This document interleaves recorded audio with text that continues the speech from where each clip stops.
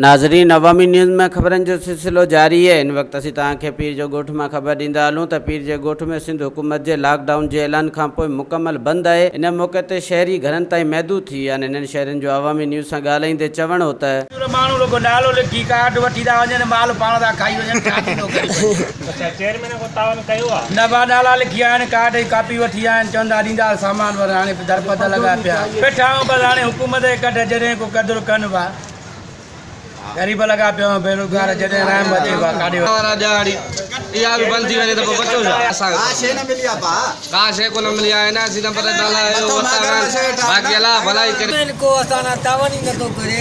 मथो माल इमरान खान ॾे थो, असांजी फोटो कापी वठी दुकान बंदि लॻा पिया आहिनि, बेरोज़गार सॼो ॾींहुं घर वेठा आहियूं, मज़ो ई नथो अचे।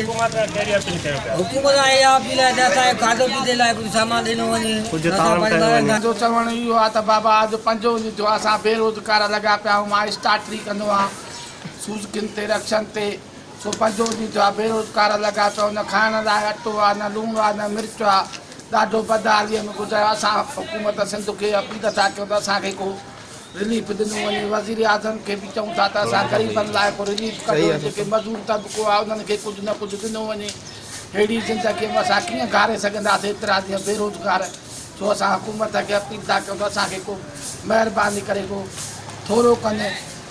आवाम मरे थो पियो बुख बदहालीअ में, 5 ॾींहं थियो आहे बेरोज़गार लॻा वेठा। वधीक ख़बरनि ऐं तफ़सील जे लाइ विज़िट कयो असांजी वेबसाइट awamiNewsHD.com ऐं ॾिसंदा रहो अवामी न्यूज़ HD।